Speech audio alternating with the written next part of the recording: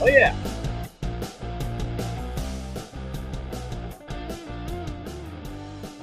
Hello, Jeremy and John. What's going on? Hey there.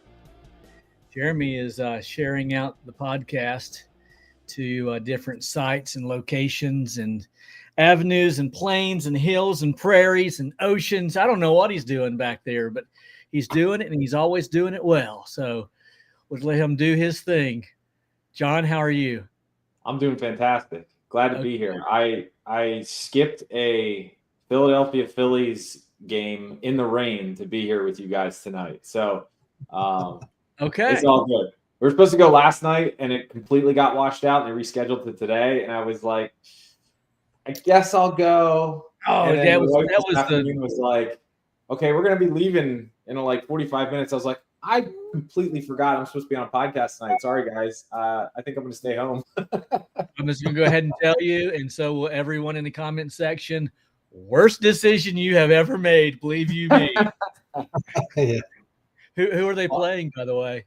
The Cardinals, and I've been watching it on TV, and it's been a brutal game. So I'm glad I'm home in my warm, dry house. Yeah. Well, everyone in the comment section is a Reds fan by virtue of the fact that I'm a Reds fan, and so we don't let anyone. If I had known that you were anything besides a Reds fan, you probably would be at the game tonight. Just so you know. It is a joy to have you on here, John. How do you say your last name? Karmazyn. Karmazyn. I like it. Very nice. So we're going to allow you to take just a moment here in just a moment to introduce yourself. Now, our topic tonight, guys, you're going to love it. Good people aren't gone. They're just ignoring you. Here's what we're going to do. Before John, we're going to take just a minute, and in the comment section here, tell us, what do you think the topic is based on the title? Again, good people aren't gone. They're just ignoring you. So tell us, what is the subject? And we'll take just a minute, and I'm going to call out some names real quick. It's good to have S&H Pressure Washing with us. My man, Bobby Linden. Dwayne Smither-Smithers with us, as always. Griffin Jones, man, we were absent last week, and I missed you the most. Cody Smith, good to see you. Andrew Morris, Jeremy Marsh. Jeremy, how often do you travel these paths and join us? Because I don't remember that name, and I apologize if you're a regular. I guess I just embarrassed myself. Scott Terry, my man. Scott Terry, did you get a cheap shot? Is this the same Scott Terry that purchased a cheap shot? Scott Surface Cleaning there in Kingsport, Tennessee. My man, Northeast Tennessee. Go Bucks. Let It Shine Pressure Washing. John Shoemaker, as always. And Jeremy Marsh says, how's the cheap shot holding up? The same one that I've been using forever, and I love it. Probably I'll never give it up. If it goes bad, I'll put it in Cheap Shot Hall of Fame. Elite Washing Services, good to see you tonight. Go Reds, go Cavs, go Browns. What? Oh, my gosh. Griffin, had we known. Mike, do you still have A-frames? Yes. Text me. We'll make it happen for you. All right. Scott Blair, Let It Shine, or Sunshine Pristine. So many. Steve McFall got his first job in Indian Hills tonight. That's the most pristine, highfalutin area in all of Cincinnati. He just told me that. Terry Kennedy, my man, good to see you. Charles Henry talked to me on the phone today while I'm driving through Cincinnati trying to find a parking place so I can wash a hotel. Thank you for bugging me and talking my ear off.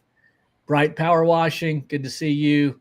Man, so many more. Damon Moore and Glad to Help LLC. We're glad you're here, and we are once again here with our new friend, John. Now, John and I go way back. All of about 7 minutes now, if we're being honest. Jeremy invited John to the podcast. So, John, why don't you take just a moment and tell us who you are, what you're all about, and we'll go from there. Yeah, thanks for having me, guys. I'm excited to be here. My name is John Karmazyn. I own an exterior cleaning company and a Christmas light company in eastern Pennsylvania, about an hour north of Philadelphia. And We've been in business 13 years now. This is our 13th year doing it. Started it as a side hustle, and over the years have been able to grow it to, we've got 6 trucks on the road, got a team of 18 right now, between office, field staff, sales staff, and yeah, I've been able to build a business that I was able to go hang out with a friend all day today. We had breakfast together, and even though it was raining all day today, we got the chance to go to the golf store and swing some clubs inside at their indoor golf simulator. So it was a lot of fun. But yeah, my passion is like I love the industry. I love business, and I want to be able to help other people. I had people help me along my journey to get me to where we're at today. And I want to be able to give back and pour into other people who want to kind of go along the same journey that I've been, or some version of the journey that matches whatever you want to do for your business and your family. That's awesome, man. And how do you go about facilitating this? You want to help guys. What's your main source of help for guys and gals? I just reaching out, Facebook, friend me on Facebook. I've been creating more content on my personal page for business topics and just little help here and there. And the reason why, I was kind of hoping to get on the show here today to help. I've seen a lot of comments in the Facebook groups recently with struggles around hiring. Yeah. And we've kind of like cracked that nut, and we've got a really good process and system. We've figured out some things, and I was hoping I could share some stuff tonight, and hopefully it's helpful for somebody, whether you've tried hiring before and it's been a disaster and a nightmare, and you're one of those people who are like, it's not worth the headache. I'm not going to mess with it. I'm just going to stick by myself and go out and grind and get it done. I understand, because that was my initial thought right out of the gate too. But then, if maybe you're scared to do it. Maybe you don't think you can afford to hire somebody, or you just don't know because you're too busy doing all the other things that you're trying to just keep the lights on and keep busy. So hoping I can answer some questions and maybe shed some insight on people who are looking for help in the hiring department. Yeah. Well, you've come to the right place if you want to help people, because Jeremy and we both need all the help that we can get. So here I am, this is my 11th year in the industry, having never had so much as a helper other than my daughter. And I'm also a professional fireman by virtue of the fact that all I do is put out fires anymore. And then Jeremy, a full-time hospital worker and also a full-time pressure washer, and we both need all the help that we can get. And I will tell you, the greatest majority of the guys and gals in the comment section align more with us in that they've either never had an employee or struggled to keep the good employees. So this is going to be a great topic for tonight. I'm confident of that. Oh yeah. I know personally, talking with several guys on here, some are looking to hire, or, they're growing, they got things going on, they're trying to figure that process out. Awesome. Well, yeah, I'm definitely here to help. I mean, if I've got a few ideas I can kind of start off with. Maybe if we could maybe get some comments here just to gauge, who's on right now listening. Anybody put in the comments if you've tried to hire or if you want to hire, but you need help. Like, throw some questions out there. We can field some of those, and I'm happy to answer that. But, I think the big thing, there has to be a mindset shift. So if you've tried this, or you're kind of like, you threw some job ads up and you just felt like you weren't getting good candidates, and it's just not, it's a lot of work. It's a lot of work to kind of get going and finding people. And then you've got the job ad, then you have to sort through all the resumes and the applications that come through. And then when you do finally find one, you've got to schedule interviews. And if you've ever made it to that process or that part of the process, you've probably experienced the no call, no shows on the interviews, and you get frustrated because you waste your time sitting there waiting for 3 people to show up and none of them did. So you wasted 3 hours of your day and you're like, this is a complete waste of my time. And most people just kind of light everything on fire and say, forget it. I'm just going to go back to doing it myself because this is not worth it. So for sure, I get it. I years ago, I've gone through that. So I've got a question for you, John. Yeah, go for it. Just randomly here. I know there's some questions coming in here. What, like Mike's saying, a lot of these guys will, a lot of them will align with being a owner operator who is looking at maybe making their first hire. Yeah. What, in a situation, thinking back, 13 years ago when you were starting, like, what would you say would be like the smartest first hire someone could look at doing? Who would be the right person, or maybe the right row to hire for? So I think, well, first off, I think the answer to that question is going to depend on what's the ultimate goal. Sure. Is the goal to get off the truck? Like, are you getting tired? Are you getting worn out? Do you just not enjoy it like you used to? So if you want to get off the truck eventually, or have a plan to get off the truck eventually, then in that regard, like, you got to start first, and eventually you need to find a replacement for yourself on the truck, right? Okay. That has to start with a helper. Sure. Somebody you can train and develop and understand all the stuff that you do. And another component of this is creating some sort of a training program for people then, right? So I would say, the first step is a helper, an assistant, whatever title you want to give it. So somebody that can come alongside you and help you get the jobs done faster. So therefore you can go out and sell more work and complete more work, because your ability to grow becomes a capacity constraint. Because if it's just you right now, there's only so much work you can complete in a day by yourself. But if you have somebody with you, you can expedite how much work you can complete in a day, or you can get the same amount of work that you're getting done by yourself now done in a shorter period of time, which is then giving you the time to go out and sell more work. Yeah. So that way you're not working till 9 o'clock at night, washing until 4:30, and going out and doing estimates, or sitting in the office working up quotes and sending stuff out. So you're buying your time back, and you're also increasing your capacity to grow the revenue for your business. Well, that goes right along with Steve McFall's question. He said, how do you go about hiring a salesperson? And it sounds to me like what you're saying is the first hire should be a technician in training so that you can become the salesperson. Is that your opinion? And then we won't ignore this, part B here. What kind of pay structure do you suggest?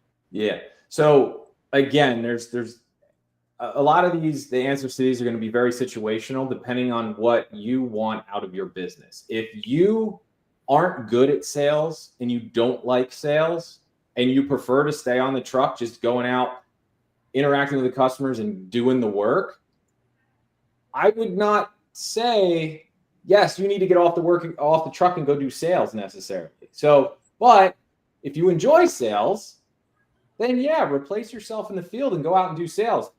I would say 85 to 95% of business owners are probably going to be top 80, 90% salespeople for their own company, right? Because you've been doing it since the start. You know what you're selling. You know how to talk to your customers. Sure. So and I'll kind of just distill it down to simple forms. It's way easier to hire a technician than it is to find a good salesperson. Oh, wow. So we've over the last 13 years, we've probably hired 60 technicians over the last 13 years. And we've only hired about 7 salespeople.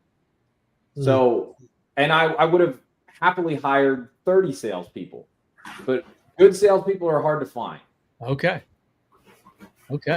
We're going to kind of go backwards here, a little digression, because we've got some questions that are coming in, and I certainly won't ask you to do rapid fire, but I have a feeling that we created a monster with this. It's good, man. Let's do it. That's all right. Yeah, one will lead to the next. Can you see the comments, John? I can. Yeah. Okay. Bright Power Washing says, when hiring in this industry, what have you found better, per hour or percentage of the share of the projects, or something else? Good question. I think I'm not sure if that question is specifically targeted for getting better applicants, or if it's for what's better for the business. I think Bright is asking, if you're going to hire Joe Schmoll, would you rather, as a technician, would you rather pay him by the hour, or would you rather give him a share of the project? Yeah. So a share of the house wash, we'll say. There's 2 schools of thought on this, and I don't think either one is wrong. So percentage pay or performance-based pay, right? It's great, because from a business standpoint, your labor costs are fixed as a percentage of the job. And that's easy. You know exactly what your margins are going to be on every job, because labor is your biggest expense on the job in this industry. So that's great, because you can set that, you've got consistency.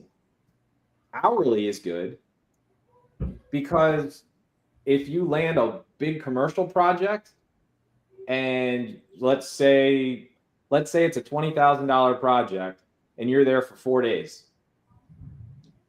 your margin is going to be way bigger on that if you're paying hourly than if you're paying pay for performance. Sure. So again, there's 2 schools of thought here. It's from the business standpoint, there's those 2 schools of thought. As far as getting good employees, we have not found one works better than the other. There's a lot of other factors and actually, if you list out the things that the people that we end up hiring for technicians prioritize on their list of things, pay is not the top one. Pay is not the first one. So I think that's a misnomer that a lot of people, I shouldn't say a lot, but a fair amount of people out there have, is that you just have to pay more money to get good people. And there's some truth behind that, but throwing money at people doesn't always, it's not the simple fix that solves the problem. Yeah, very interesting.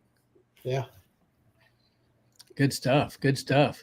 I love this guy right here, because we're on the same page. My body tells me at 51, I'm 54, by the way, John, I need to hire somebody. This is crazy. And my bank account says different. I'm going to say my back says, dude, you got to have this done by tonight. So, right. Oh yeah. So I mean, look, that's a great point. And, it speaks to a little bit about what I was saying earlier about, like, are you getting tired? Do you need to get off the truck? Because your body's telling you, is your back telling you need to get off the truck soon? So, but the second part of that comment, your bank account's telling you otherwise. Again, I hope I can get through some mindset shifts here a little bit. That's perfect. And reframe people's brains a little bit around hiring. And employees should not be an expense. They should be an asset. Because if an employee is not earning more money than they're costing you, you should not have them. Wow. Period. Period. It's as simple as that. So, and this podcast is only in this group, right? And on YouTube. Yes. Yeah. Okay. So every employee that we have, technician, generates us a minimum of 6 figures a year. Perfect. Minimum. we do not pay our technicians 6 figures a year. Sure. I wish we really could. I mean, I'd love to. I love all of them, but we don't pay them 6 figures a year. So we are making a profit on that. And it kind of sounds like when you break it down like that, it kind of sounds bad, but we're in business to make a profit. Like, it's not evil. We're not evil corporations here. We're not extorting people. We're providing good quality jobs at a good company for these employees. And they're willing and happy to come to work every day to earn a paycheck. And in return, we're serving our customers. But I think a lot of people are scared to hire somebody because they feel like it's this big expense. But if you come at it from that approach, you're always going to be living in fear. And it's really hard to get ahead when you're stuck in that mindset and living in fear that, every time this person shows up here, they're costing me money. They're costing me money. They're costing me money. Well, yes, that's true because you have to pay them. However, there should be a return on that. And kind of like I hinted at earlier, if the return isn't necessarily monetary right out of the gate, you will have time, freedom that you're building here. And in turn, then that comes back on you as the business owner to figure out and determine what you're doing with that extra time that you have to then create more of a return. Yeah, you're a Dan Martell fan. I know this. Yeah, I got his book over here on the shelf. Yes, you do. Here's a great question because this is a great segue. It's almost like you're reading everyone's mind.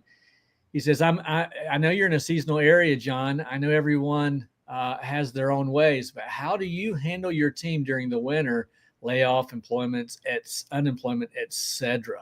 Yeah, great question. And this has been up until about, I guess it's been about 5 or 6 years now, but that was a big struggle. Going through seasonal, our January, February months are really rough. Mm-hmm. Everything's frozen here. It's snowy, it's cold. Nobody's doing power washing. We don't clean windows, so we don't even have that to really kind of carry us. So a big thing that we've done, and it was really a game changer for us. We do have it at all the technicians. They do file for unemployment during the downtime in the off season. And we're upfront with that with everybody when they get hired. It's not like a surprise all of a sudden. Nope, sorry guys. But we spin it as a positive. We say, look, you're going to work your butt off for 10 months of the year. And like legit, you are going to hustle. There's going to be days where you're working your butt off, but you're going to get 2 months of free time in the winter. And think about that. Like, you work hard for 10 months, you get 2 months off. Yeah. And you can go, if you hate the cold, go down south, rent an Airbnb for 4 weeks and go down to Florida. Like, so it's all about how you pitch it and sell it to them. So that's one thing. Another thing that we did, and it's so simple and so easy, is that we started having bi-weekly breakfasts with our team during that time. John, I got to stop you right there for a second. You might not want to tell all this because you're going to have a lot of job applications. Yeah. I mean, people are like, hold on, I get 2 months off and free breakfast. Sign me up. Come on, let's go. We need more people. We'll take them. Let's talk about your breakfast meetings. I'm sorry. That was just too much. So we invite everybody to the local diner every 2 weeks, and we cover the breakfast. Look, breakfast is the cheapest meal, right? So it's a win-win. But we all get together, we fellowship, we talk. Everybody remembers that, like, hey, these are good people that I work with. I want to stick around because I want to come back and I want to work with these people because I like them and they like me and we have a good time. Wow. So if you let that 8 weeks go by and have zero interaction with the team during that period, they kind of forget about that. And, they go off and start finding other things. So having that interaction every 2 weeks was huge. Awesome. That's quality stuff. Lots of nuggets right there. I mean that sincerely, that when you pitch this, it's very enticing. It's quite enticing. I mean, I know that's not what most interviews look like, I'm sure. But that being said, if that's an ongoing thing where we're reminding our employees that this is a pretty good ticket you've got here, they're more likely to stay. What's your turnaround like, if I may ask? Like turnover? Turnover, excuse me. Yeah. Well, let's see. This year we lost zero technicians over the winter months this year. Everybody came back. Wow. Yep. Very nice. And for the last let's see, we lost one last year. I can't remember the year before, but ever since we started implementing those breakfasts, our turnover during that winter layoff, it like basically is nothing. We lost one guy just because he was having a baby and he needed other things. So they were starting a family and he needed something a little more secure. So, but that was that. But other than that, man, it's been great. So I got a question for you. Yeah. You're talking about good people aren't gone; they're just ignoring you. Mm-hmm. How do you get them to quit ignoring you, or how do you find them? There's a $1 million question, Jeremy. Yeah. So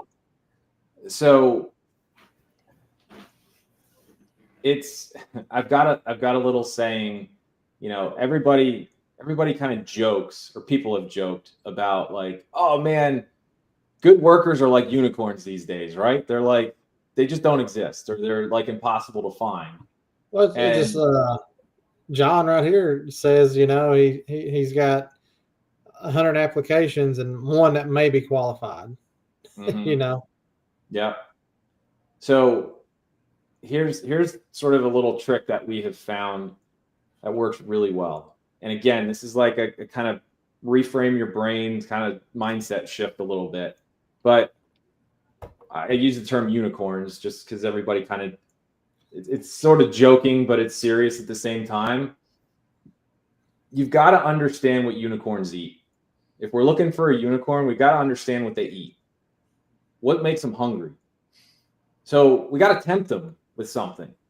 So our job ads need to speak to these unicorns in a way that gets them interested and to reach out. Because look, what it boils down to, hiring for employees is no different than marketing for customers. It's the exact same thing.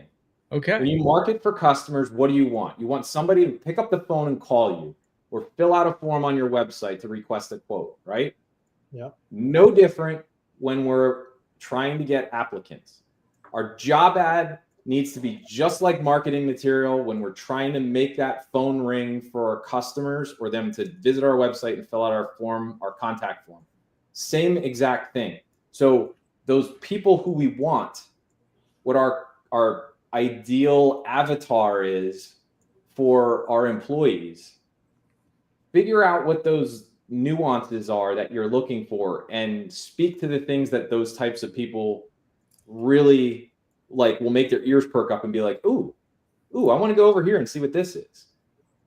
And that, you got to find a hook that'll grab them, right? Think about it like fishing. Okay, maybe unicorn's a little too abstract, right? Think of it as fishing.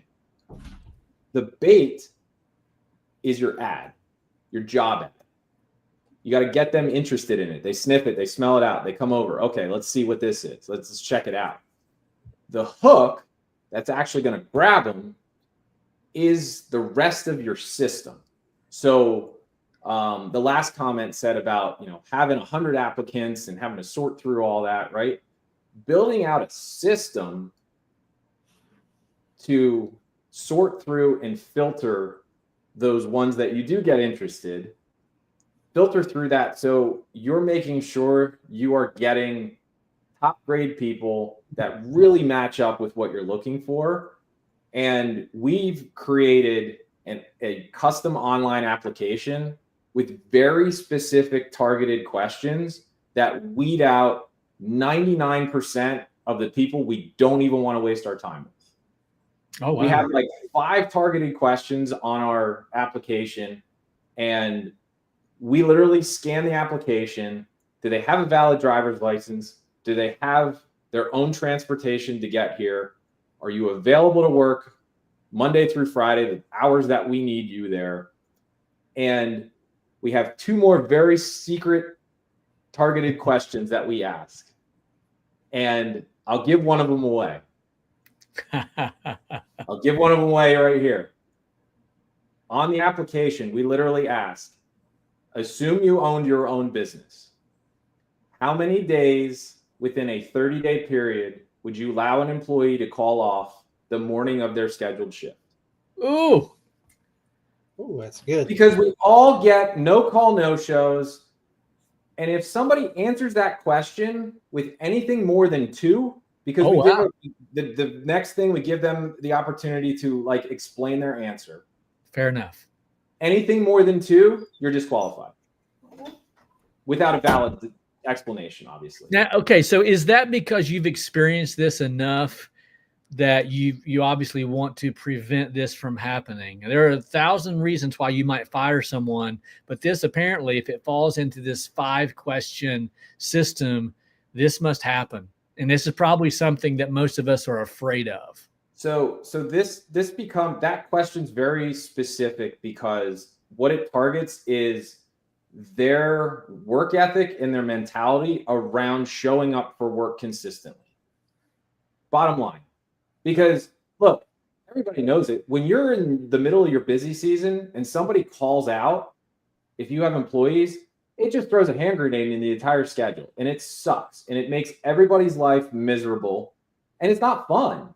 So if somebody is coming into your business, I don't care how awesome and productive they are, but if they think that it's okay to call off once a week the morning of their shift with like no real logical reason at all, I'm sorry, you're just not a good fit for us. Yeah. Because you're going to make our lives miserable, and it's just not worth it. It's not. Yes, I mean, 1 out of 5. That means 20% of the time they're a headache. Yeah, exactly. Yeah, you saying that 2 days was, I guess anything more than 2 days threw them out or whatever. I like that. You got me thinking. You know, we have a policy at the hospital I work at. I feel like it's pretty lenient. 2 no call, no shows, automatic termination.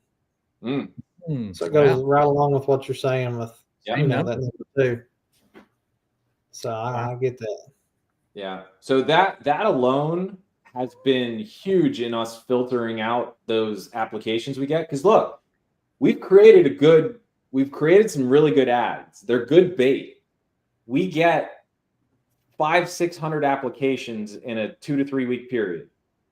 And right. So imagine if you had to review 500 or 600 resumes with everything else that you're trying to do every day, 500 to 600 resumes. Let's say it's 75 a week reading through resumes. That just sounds terrible. Who wants to do that? Like, I don't want to do that. So having these applications, and look, we don't even ask for resumes. We don't.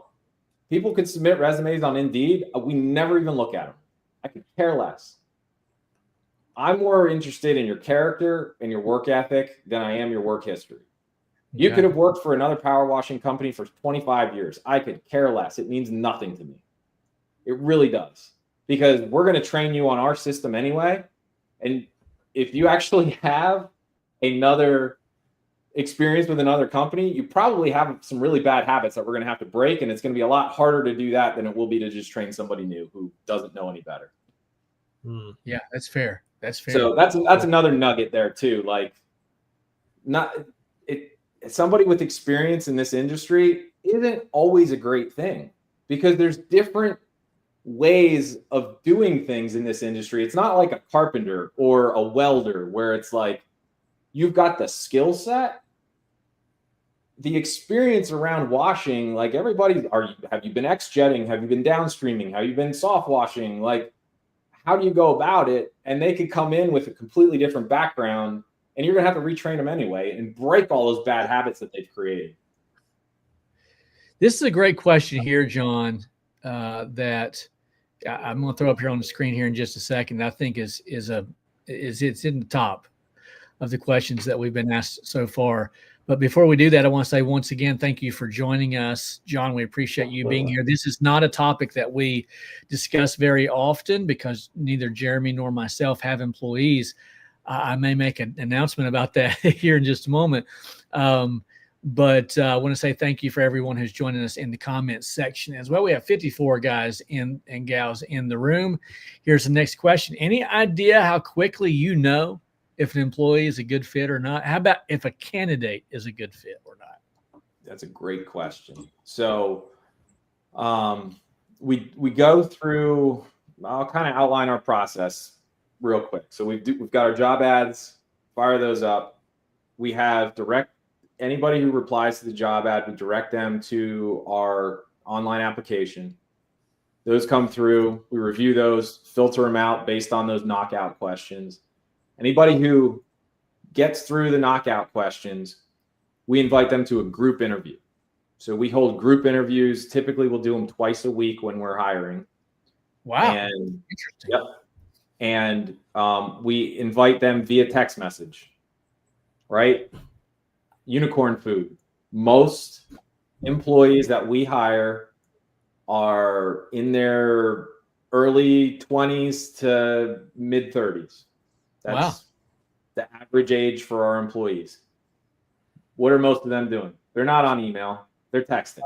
Right. So quickest response, you got to meet them where these people are, use their form of communication that they're most comfortable with. Text message is it. So we send a text message with the invite, all the details. We have it built out with some automations in it. So all it says is reply yes if you can make it, or no if you cannot, and we'll send you an invite for a future date. They reply yes. It sends them all the details immediately with the address, phone number to contact us if they can't make it, and the time of the interview. So hold group interview. And in that process, we have 2 people sit in that interview.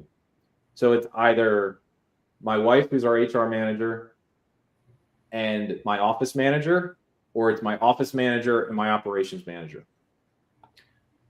If it's just you and you're interviewing, I would highly recommend, if you have a spouse who is able to and willing, have somebody else sit in with you, because the amount of times over the years that I've done when I was doing interviews and I hired somebody and they come on board and my wife meets them, she's like, what the heck did you see in this guy? This guy's like nuts. Like, love it. No, I would not have hired him in a heart. Like, get him. No, this is terrible. I hear Amanda's voice. I swear I just heard Amanda's voice. Yeah. That's Right? Jeremy's wife.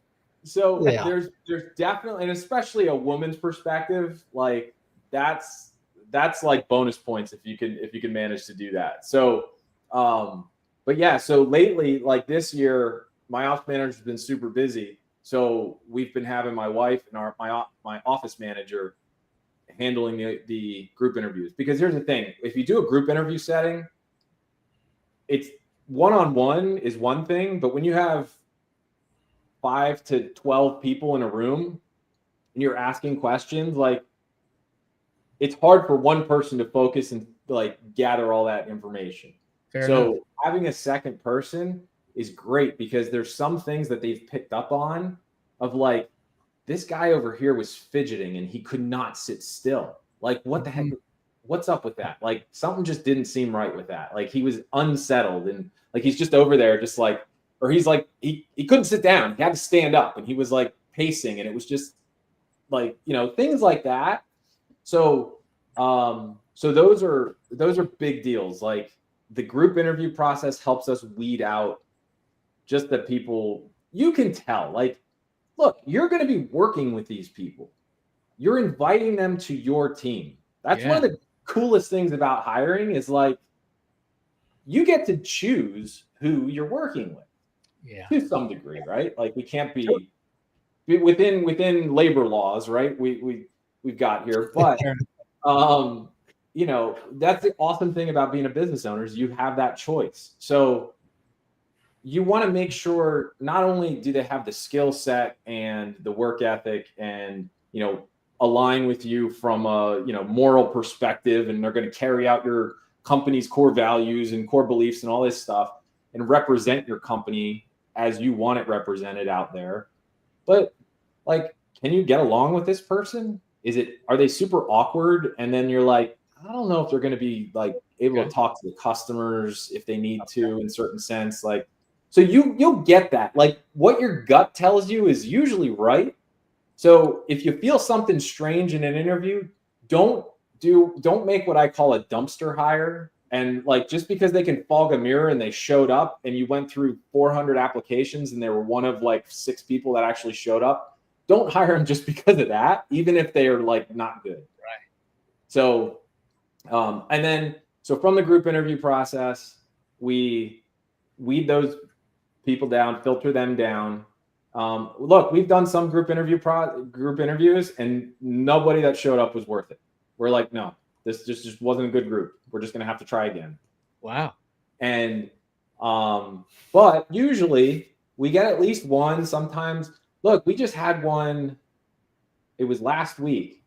We had 12 people show up to this group interview, and we had 3 people out of that were like, hey, these are good people. Like, we want to do one-on-one interviews with them to learn more about them, make sure like outside the group setting, they are what they actually appeared to be in the group's interview. So we'll hold a one-on-one interview with them. Usually it's about between 20 and 30 minutes. We'll go into a little bit more specifics about the role and the expectations in the job, answer any questions. Here's another tip. One thing that we've learned over the years, people being afraid of heights. It was a question that we asked on the job interview or on the application. Are you afraid of heights? And people would always say, yeah, I'm fine. I'm good. Well, we've hired a couple of those people over the years, and their first day on the job, we've gone through the whole onboarding process and everything. Their first day on the job, they go to climb a extension ladder and they get 10 feet off the ground and they lock up and their knees are shaking and they can't do it. And we say, well, what happened? We said, you said you were not afraid of heights. Yeah, well, I've never climbed an extension ladder like this before. I thought I'd be okay, but I'm not. So before we do the one-on-one interviews, my operations manager has a extension ladder propped up against the side of our building, tied off, and says, okay, before we have this interview, come on outside with me. I want you to climb up that ladder and tell me what I have inside the gutter. And he's had times where he's had some people that he was like, man, I really like that person, but they couldn't do it. They got 5 feet off the ground and they just came back down. They're like, I'm sorry, I just can't do this. God, that's awesome. That's awesome. Yeah. Who would have thought? Yep. So look, there's little things like that you can layer into your process that saves time. And look, I'm telling you these things. This is 13 years of experience. I'm dropping bombs on everybody right now, in the last 40 minutes of talking here. But if you can find things like that you can insert into your process, it makes hiring so much more enjoyable and so much easier. That's fair. I believe you mentioned it earlier. You mentioned Indeed. Is that the main platform that you use for hiring? Yes, it is. Yep. We've used Indeed all these years, and that's what's worked for us. We do sponsor the ads on Indeed, but we put the minimum dollar amount behind it per day. I think it's $10 a day now. Okay. Is the minimum that you can do. But here's a little tip and nugget for that. We do what they call in the marketing world split testing. We did A/B testing, split testing on our job ads. So we would take the copy of the ad, so the actual ad itself, make that the same, but we would post a different headline or title, job title. Okay. So we would do all these different tests with like different variations. So we would same job ad, different title, different job ad, same title, different job ad, like tweak different things. We would play with the pay. we would go weekly pay versus hourly pay, and play with that and see which one got a better response. We played with that for quite a while. I'm not joking here. We probably had spent almost $100,000 over we've been hiring on Indeed for probably 9 years now. We've probably spent $100,000 in ads over the last 9 years trying to get this dialed in and figured out. And we have it. We've got them figured out now. And every season when we need to ramp up for our seasonal hiring, for whether it be for power washing or Christmas light season, our recruiting spend is max $2,000 a year, max. Okay. And that hires that $2,000 a year hires us every year. Let's see, we bring on about 9 to 10 employees seasonally for Christmas lights, and power washing can vary. Let's just say it brings us 15 employees every year. That's great. That $2,000, like the ROI on that is huge. Think about that though. What I said earlier, 15 employees. Yeah. Average employee makes us 6 figures. Right. Yeah. And it costs us $2,000. So that's a pretty good ROI. Yeah.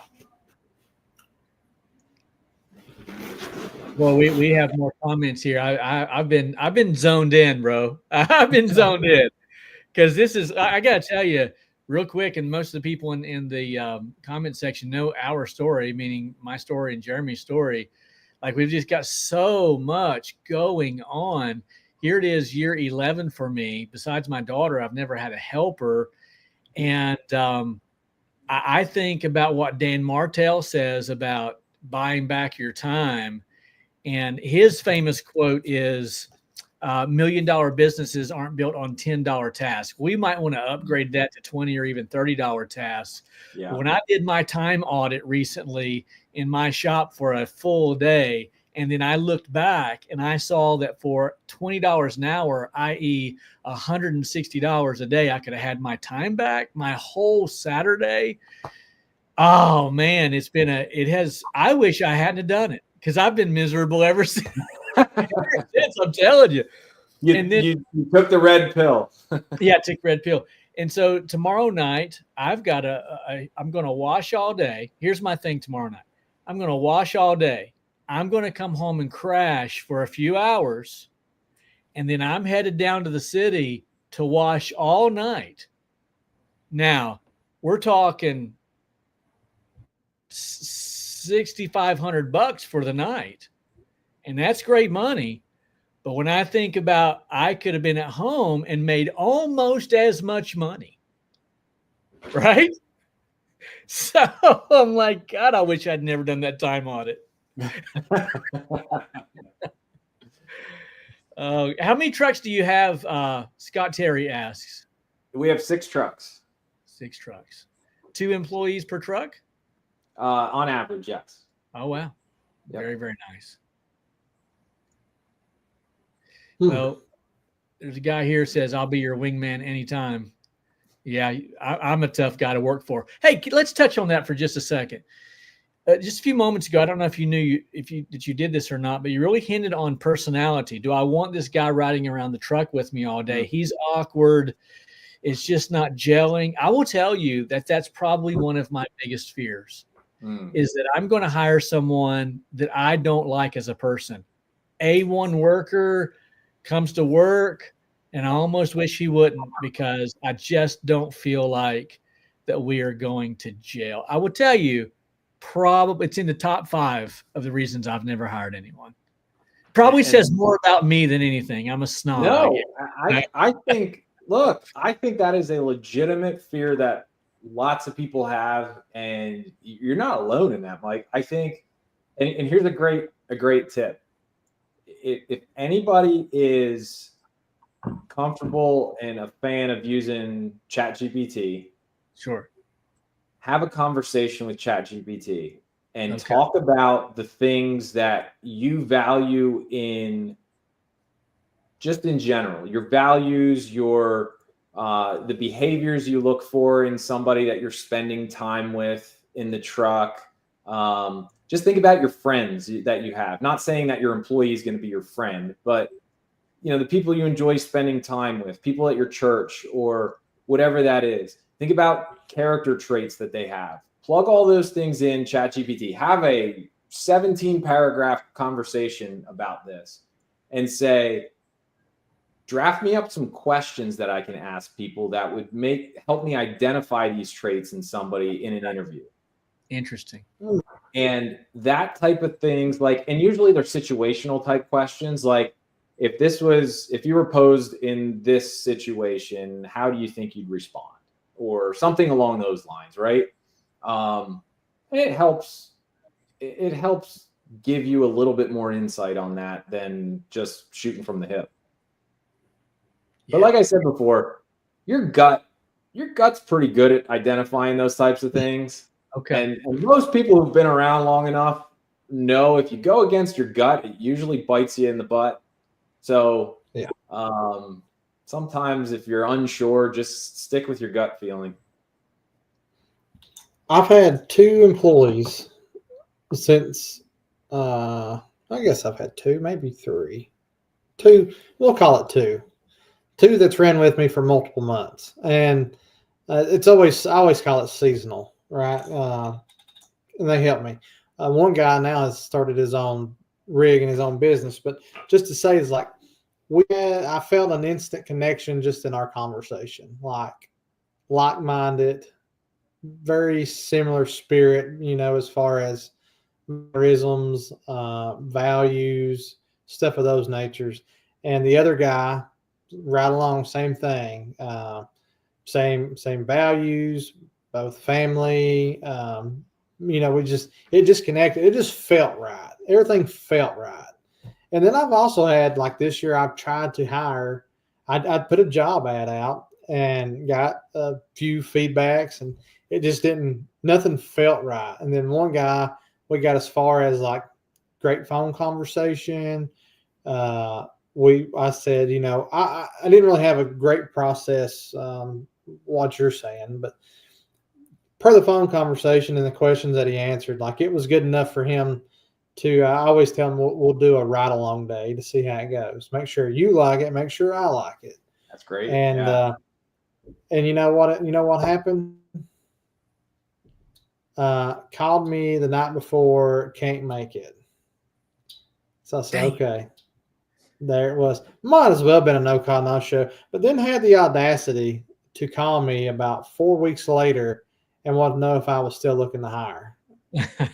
And my response was I'm busy at the moment. I'll call you back. I just never called him back. When was this? This sounds so familiar because I had a guy just like that call me. This was last week. Oh yeah. So he came and worked for me. The reason he called you was because he came and worked for me. So by the way, he's a great employee. Just so you know, you missed out for $1 more an hour. Just so you know. But it's a lot like what you said, John. I mean, you can feel it in your gut. You kind of just know. Yep. Yeah, I can only imagine. Yeah. So, John, I hired my first employee this week, yesterday, actually, and so, John, you don't know a lot about me, but I do have an online store that I sell pressure washing products and a couple of products that are of my own design. And Brittany is her name. She's likely to be watching tonight because her husband is a dear friend of mine. So you can see the connection here, which will make the firing process really fun when we also go out to eat. So, we're still going to go out to eat, but I'm just you have to pay for it now. But but her job for me is parts handling and some equipment building, things of that nature. And she'll also be taking work home. So I'm very, very excited about that. Along those same lines, Ed Milet, I'm a big Ed Milet guy. And he says this, you tell me if you agree with this, because I don't know to agree with it or not. having never had an employee, just because I'm a big Ed Milet fan, doesn't mean I have to agree with this. So you tell me. He says, hire slow and fire fast. I would 100% agree with that. Okay. Yes. So just to kind of give you a real life experience on that, we hired a COO 2 years ago, 3 years ago now. Wow, time flies. And I wanted to get to the point where I could step away completely from the day-to-day of the business. And I wanted somebody to run it and grow it for me. So we started hiring for this position, and it's a big position, right? Like, you're handing over your business to somebody to run the whole deal. So obviously you need to take care and time with that. But we started the process searching in January. We interviewed 6 people for this position multiple times. We extended 3 offers. The third one was the one that accepted it. He didn't start until May. So it took us 5 months to find somebody in this position. He worked with us for 1.5 years, and I saw the writing on the wall that this guy was not the right fit on August 1st of not 2024, but 2023. No, it was last year. It was 24. Wow. Okay. Yeah. So it was 2024, right before the huge convention. I was leaving for the huge convention on a Tuesday. We had our leadership meeting, and things were so bad that we didn't have enough money in our account to cover payroll on Friday. And I was like, we've been in business for 12 years. I've never, ever been in this situation. What's going on? Had a conversation, said, how do we fix it? I think we needed $16,000 or $17,000 in the account by Friday or by Thursday night, and it was Tuesday. How are we doing this? And his answer was completely unacceptable, nowhere near what I was looking for out of somebody who should be at his level of what we were paying him. And I knew at that moment he was done. He was 100% done. And I got back from the huge convention. We fired him that Friday. He was done. Wow. So again, it was a gut thing, right? Like, I could have sat there and I could have looked at numbers and I could have justified this and that. I knew that response that he gave me in that moment, in that meeting, he was not aligned and didn't have the skill set that I needed to trust him to make the decisions that he needed to make to keep the business operating successfully. So he was done. So he lasted from that point. I think it was 9 days till I got back, and he was done. Wow. So not, it's a bit, because it's a COO. Yeah, we're not talking about that type of stuff now, but it's an example of, like, it took us a long time to find him. Yeah. But when I knew he was the wrong fit, he's gone.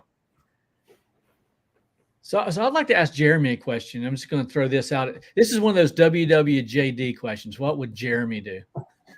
We haven't done that in a long time, Jeremy, by the way. We haven't. So I don't know if you've ever had to let anybody go, but what would that look like? Because Jeremy and I have a very similar personality in that we lose sleep if we think that the cat doesn't like us. You know what I mean? So what do you think, Jeremy? Do you think you would struggle? I guess it's case by case scenario, but generally speaking. So if I'm being totally honest with you, I'm going to bring my director of HR in and let her do it. Classic. I love it. That being my wife, yes. She has zero problems with that. She intimidates me. Like, I feel like I should have to buy dinner. Jeremy, it's funny you say that, because my wife, she stands at 5'2", and everybody on our team is scared of her. She shows up at a meeting and everyone's like, why is Michelle here? What's going on? Why is she here today? Who's getting fired? Like, She's created this complex that like everybody's scared of her. She's the sweetest woman ever. Sure she is. She smiles and she's like, I don't know why you're scared of me. Everyone's like, you're terrifying. She's smiling when she stabs you in the back. No, that's not true. That's not true, I'm sure. That's great. Oh, that's great. Yeah, I'm gonna let Amanda handle all my hard business. It's like she's got an intuition for these things. Okay, fair enough. Sure. Because see, I'm not. I don't. I'm just going to tell you, I am way too emotional. I'm way too empathetic towards people. My wife is always saying, Mike, you're letting people run all over you. I'm like, I know, but I just see the best in people. And because of that, I just, that's one of my greatest struggles. So I admitted earlier that one of my greatest struggles is just not getting along with the person in the ride along. And then secondly, I fear the firing process because, here I am as a believer. I want to point everyone to Christ. And I guess I just fear that. I fear that moment when someone says, and you call yourself a Christian, that kind of thing. Yeah. I protect that so greatly that I struggle with it. So Mike, I'm so glad you brought that up because I've got something that I feel like can help with that. Okay. And I think it serves the person well in the sense, because here's a saying that I've heard that has stuck with me ever since. When you're firing somebody, it should never be a surprise. Oh, wow. So how do we do that? We do that by giving the person in the role very clear expectations and metrics that they need to maintain. That is part of them just maintaining their job role. I'm not talking bonuses and all this other stuff. This is like, hey, this is baseline. These are the guide rails. And if your performance starts going outside of these guide rails, we have a conversation. Hey, Mike, here's the deal. We've set these guide rails. We've talked about this. The last 2 weeks, things have been outside of these guide rails. We need to figure this out and pull this in. What's going on? Help me understand what the problem is here. Let's have a conversation. Is it coaching? Is something going on at home that we've got to work through here? Do you need a day off to catch up on stuff? Whatever. Okay. Cool. Give them the opportunity to get back on track, right? If it falls off again, okay. Hey, we talked about this a couple weeks ago. Look, I know we need this to maintain. Otherwise, this isn't a good fit for you. Yeah. Because if it's such a struggle to stay in these lines here, maybe this just isn't a good fit for you. Like, it's nothing personally about you.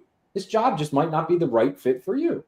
So it is such a important thing to establish those guidelines up front and have those conversations so it's not a surprise. Because by the third time you're having that conversation, they're already knowing, man, I've been falling short and this just isn't working out.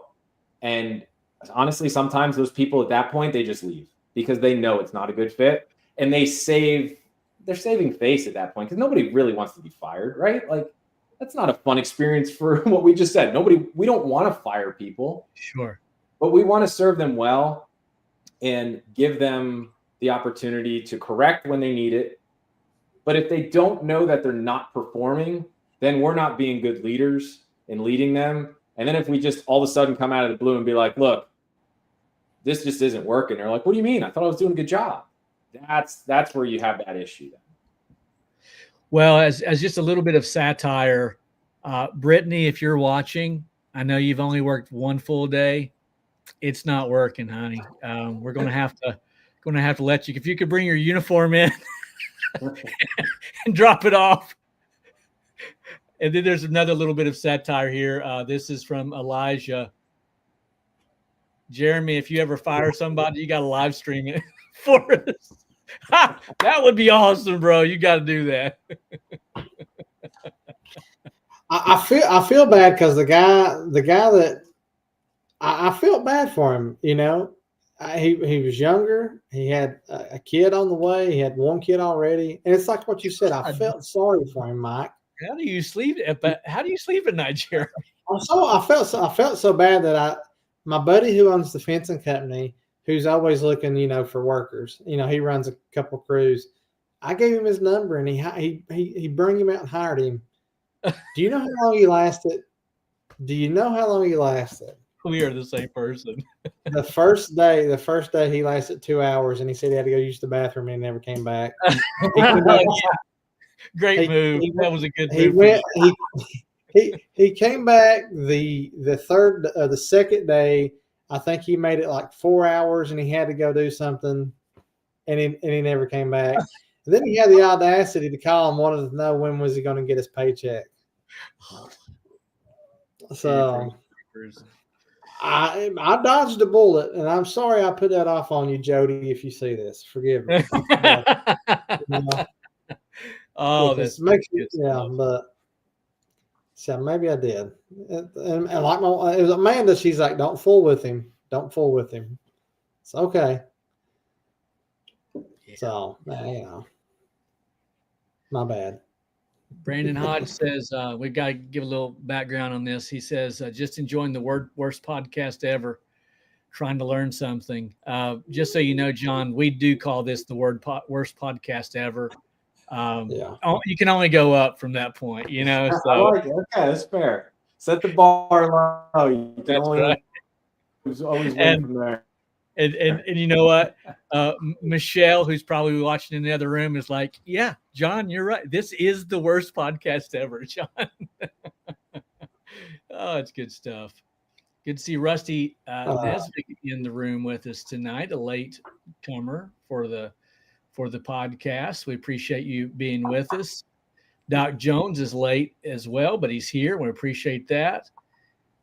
Got a lot going on here. Well, we have rounded the top of the hour. We've had John. I'm going to try it here. Karmazyn. Was I close? Close. Karmazyn. You're close. Much closer than most people. Yeah. Totally get that. Yeah, I just call him John. John will work. John K is usually the safe bet. That's what most people who can't pronounce it call me. Mr. K. Yeah, see, I'd be wanting to put that Y before the Z when I would say it. Like I would totally screw that up. It'd be like Karmazyn. Yeah, it throws everybody off. I like it. What is that? Is that Russian or what is that? Do you know? Ukraine. Oh, so I was darn close. Darn close, yeah. Yeah. Darn close. Well, that's awesome. Hey, would you hire me if I were an applicant? It depends on your answers to the questions. That's right. I hear you, bro. I'm already out. I have a friend in Florida who is a washer, and this is just total side note. He doesn't have employees, but he will literally put on Facebook, he will put an ad out for employees, but it will have such a specific criteria that they have to meet. And the whole idea isn't to hire anyone. It's to tell potential customers that this is the type of person who's coming to your home. Clever marketing. I like it. Yes, clever marketing. For instance, he'll say, such and such company, we are hiring, obviously, drug-free, alcohol-free. He even says tattoo-free. I mean, he's going out on the deep end here. Tattoo-free, must have a basic working knowledge of chemistry. Oh, man. Wow. And obviously he's not really looking to hire anyone, but anyone who sees that ad says, wow, I want this company to come to my home and watch. These guys they got their act together. I like that. That's a good hack right there. Yeah, Rusty, tattoo free. Well, tattoo is not a race, buddy. Tattoo is not a race. It might change the color of your skin, but it's not a race, just so you know. Rusty has a few tattoos and he looks cool sporting them, so you can still work for me, bro. Oh, good stuff. Jeremy, what do you think? Well, I think we've kept John an extra 10 minutes, and I want to be respectful of his time and everyone else's time, and had a great I time. appreciate it, guys. It's been a lot of fun, and if you wouldn't mind, if you wanted to share, I dropped it in the private chat here, guys. But I am going to be doing a webinar, kind of just walking through more specific of some of the topics and things I talked about tonight on our specific hiring process. And I don't have the date yet. It's going to be probably in the next 2 weeks, but I've got a link for it that if you're interested in it, just drop your email in. And once I have it all sorted out, I'll send you an email with the link for it, and you can sign up and register. It's probably just going to be like a 45-minute quick rundown of kind of our process and talk just a little bit more specifics about some of the things we talked about tonight. Awesome. Wonderful. And do you have any locations that we can find you? Facebook, anywhere Facebook, where you like to? Yeah, Facebook's the best. Just my name as it's spelled there on the screen. Just look me up. I got the little blue checkbox thing too, so I'm official. Yeah, look me up, find me, friend me, follow me on Facebook. Like I said, I talk a lot of business stuff. So not as much on the washing side, although I'm getting back into that a little bit. I like shop time. I like being in there and tinkering and finding some, more efficient ways of taking care of stuff. So maybe I'll be posting some more about that stuff too. So it's been a while. Yeah. Rusty says, what's the name of your company? The name of my company is Revive. Revive Pressure Washing. Revive Power Washing, technically. Power Washing. Revive Power Washing and Revive Holiday Lights. And you are located where? Allentown, Pennsylvania. Oh man, love some Billy Joel. Yeah, there you go. Yeah. I love me some Billy Joel. That's awesome. Good for you. He's coming to Cincinnati this month. I don't get to see him, but he'll be here. Hey, Jeremy, whose turn is it to pray? I can't remember. We skipped last week. I don't know. I have no clue. You already have your hat off. You want to pray? Yeah, that's fine. Okay. All right. Let's go to the Lord in prayer. Heavenly Father, Lord God, we thank you for the opportunity to gather tonight, Lord, in fellowship with one another. Lord, we just pray, Lord, that you will lead us, guide us, direct us in our path in this journey in life, Lord, that will turn to you for the answers, Lord, that will just seek you first and foremost, Lord. Just provide a hedge of protection over us while we're out, providing for our families, Lord. Lord, I just pray that if there's someone that doesn't know you, Lord, that maybe our show will bring light into them, Lord, that if they have questions, that they know that they can reach out to us and ask those, Lord. Just give you thanks for your son, Jesus, most importantly. And I want to thank John for coming on tonight and sharing his wisdom and knowledge, Lord. And just thank you for that connection that you allowed me to make there last year, Lord. Father, just be with us throughout this week. In Jesus' name I pray. Amen. Amen. I hate that I was singing Allentown the whole time he was praying. Daggone it. That's better than what was it that one time? The Stairway to Heaven or Highway to Hell? What was it? I can't remember. It's usually Highway to Hell, sadly. Yeah, usually. It's been fun, guys. We'll catch you later. See y'all. John, thank you. Bye-bye. Thanks, guys.